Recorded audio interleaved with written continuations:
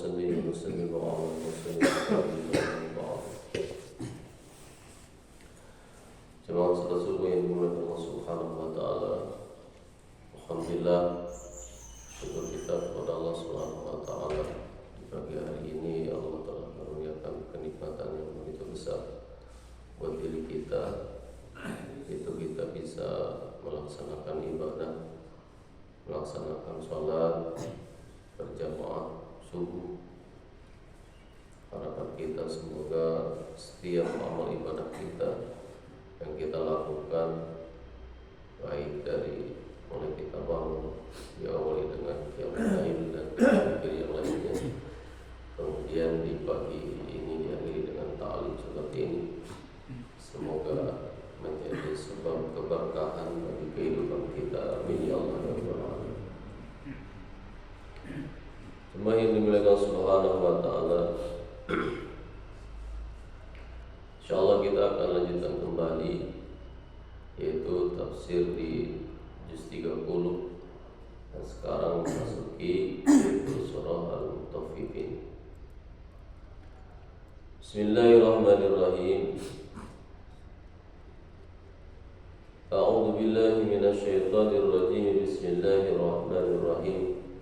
Wailul lil mutaffifin alladzina idza iktalu 'alan nasi yastawfun wa idza kaluhum aw wazanuhum yukhsirun ala yadullu ulaika annahum mab'utsun li yawmin 'adzim.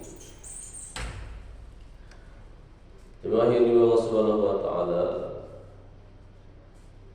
surah Al-Mutaffifin ini adalah salah satu surah yang isi di dalamnya yaitu menceritakan tentang bagaimana seseorang di zaman dahulu, terutama di zaman baginda Nabi SAW, yaitu mengurangi atau curang di dalam berdagang, curang di dalam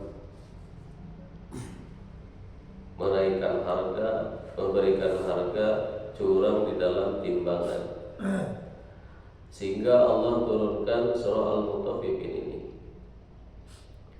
Di surah Al-Mutaffifin ini, jemaah yang dimuliakan Allah, dari ayat 1 sampai ayat 3, Allah Subhanahu wa taala membicarakan tentang kehinaan manusia di hari kiamat, yaitu bagi orang-orang, bagi mereka yang melakukan tindakan curang ketika menakar atau curang ketika menimbang di dalam perdagangannya. Jemaah yang dimuliakan Allah Subhanahu wa taala, maka Allah Subhanahu wa taala katakan, sungguh celaka bagi orang-orang yang curang, bagi orang-orang yang curang dalam timbangan, bagi orang-orang yang curang dalam perdagangannya, hina mereka.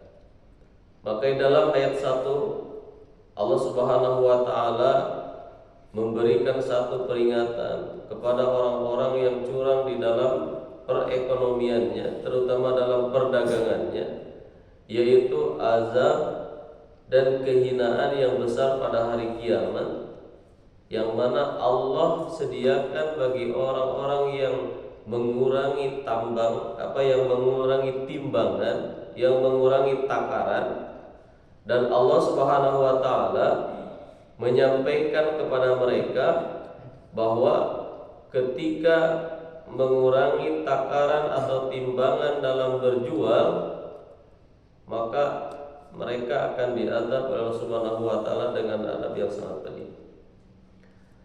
Dan ini terjadi yaitu di zaman baginda Nabi Shallallahu Alaihi Wasallam, yaitu di Mekah dan Madinah. Diriwayatkan dalam sebuah hadis bahwa di Madinah itu ada seorang laki-laki bernama Abu Juhaina. Seorang laki-laki bernama Abu Juhaina. Ia mempunyai dua macam timbangan, dua macam takaran, yang mana satu besar takarannya, kemudian yang satu kecil. Dan apabila ia membeli gandum atau kurma dari petani, maka ia akan mempergunakan takaran yang besar, tetapi ketika dia menjual, yaitu memakai takaran yang kecil. Maka perbuatan ini, jemaah yang dimuliakan Allah, yaitu menunjukkan adanya sifat tamak dalam diri seseorang, terutama di Abu Juhainah di zaman Rasulullah SAW, yang mana dia ingin mencari satu keuntungan bagi dirinya sendiri walaupun dengan cara merugikan orang lain. Dan ini jelas-jelas melanggar daripada aturan Allah Subhanahu wa ta'ala. Maka Rasulullah SAW memberikan satu ancaman yang sangat besar kepada orang yang dia mengurangi timbangan, mengurangi takaran dalam berjual beli. Dalam salah satu hadis yang diriwayatkan oleh Imam Tabrani dari Ibnu Abbas, khamsu bi khamsin ma naqada qamul ahda ila sallallahu alaihim aduwahum wa ma hakamu bi ghairi ma anzalallahu illa fasha fihimul faqr wa ma dhaharat fihimul fahisha illa fasha fihimul maut wa la tafahul mikyal illa munibun nabat wa akhidhu bisinin wa la mani'u zakah illa khubisa anhumul qadr. Rawahu Tabrani. Kata Rasulullah SAW, ada 5 perkara yang dibalas dengan 5 perkara. Ada 5 perkara yang akan dibalas dengan 5 perkara. Yang pertama, jemaah yang dimuliakan Allah, tidak pernah manaqadha qaumul ahda illa sallallahu alaihim aduwahum. Tidak pernah satu kaum yang melanggar janji melainkan Allah Subhanahu wa ta'ala akan membiarkan kaum itu dikuasai musuhnya. Melanggar daripada perjanjian, jemaah yang dimuliakan Allah. Kemudian wa ma hakamu bi ghairi ma anzalallah illa fasyafihimul faqr. Yang kedua, tidak pernah mereka yang memutuskan satu perkara dengan hukuman yang tidak diturunkan Allah Subhanahu wa ta'ala, melainkan akan tersebar luaslah kefakiran di kalangan mereka.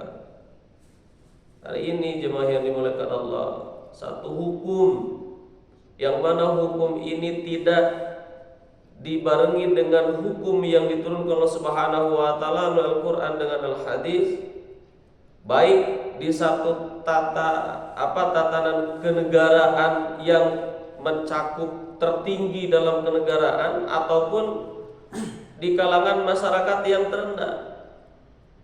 Apabila tidak memakai hukum Allah Subhanahu wa ta'ala di dalam melaksanakannya, maka kata Rasulullah SAW akan tersebar luaslah kefakiran dan kemiskinan di kalangan mereka. Hari ini jemaah yang dimuliakan Allah ini, gara-gara mereka mengambil hak daripada orang lain.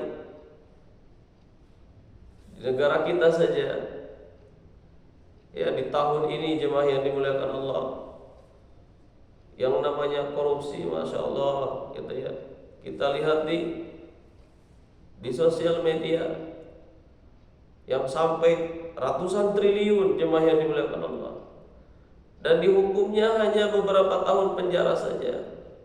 Ini jelas melanggar daripada hak Allah Subhanahu wa ta'ala, berlanggar daripada aturan Allah Subhanahu wa ta'ala. Maka efeknya apa, jemaah yang dimuliakan Allah?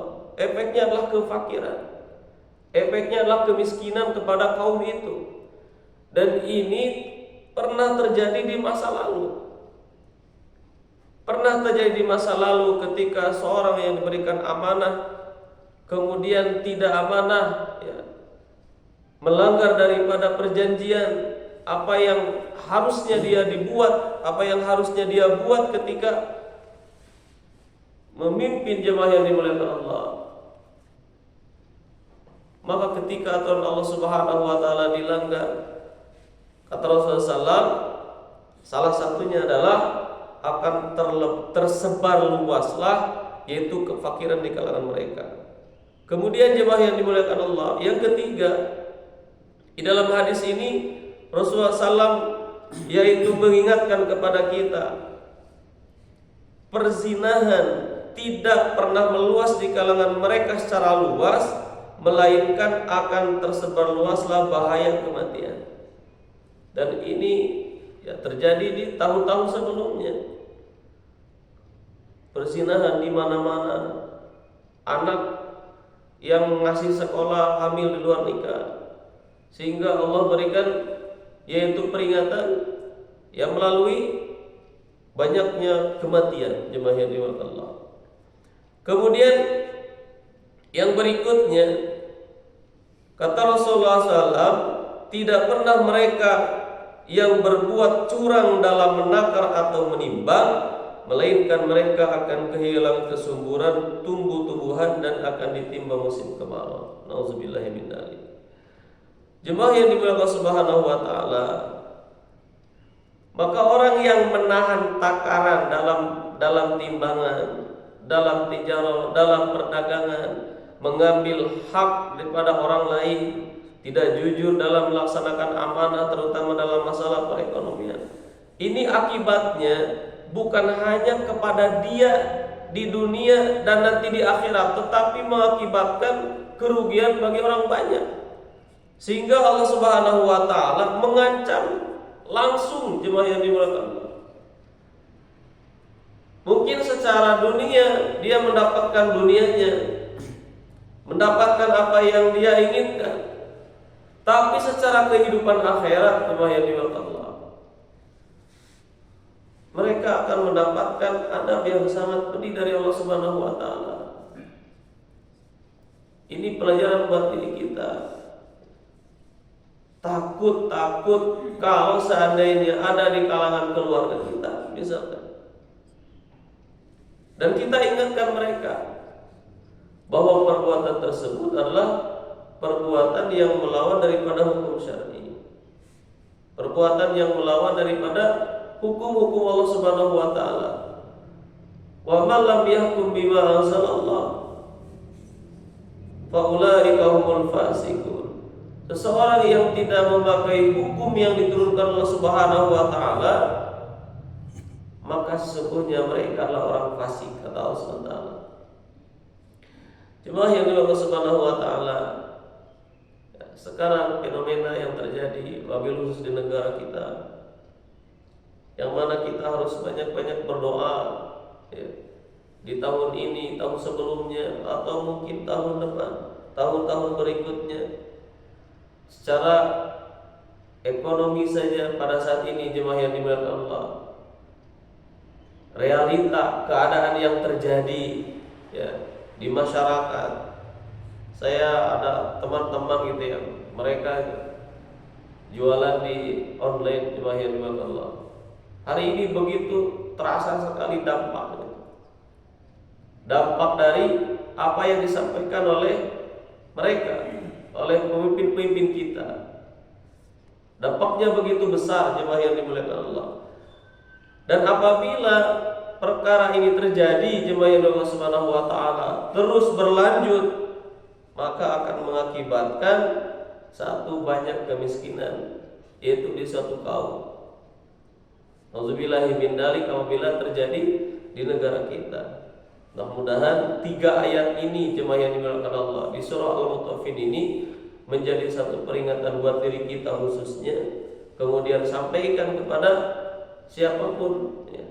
Sampaikan kepada siapapun, wabil khusus kepada keluarga kita, sehingga mereka tidak terjerat di dalam dosa-dosa yang mana dosa-dosa mengurangi timbangan, mengurangi takaran, dolim dalam perkara masalah keuangan, masalah ekonomi, walaupun sekecil apapun jemaah yang dimuliakan Allah, maka ingatkan mereka supaya nanti di akhirat diselamatkan oleh Allah Subhanahu wa taala.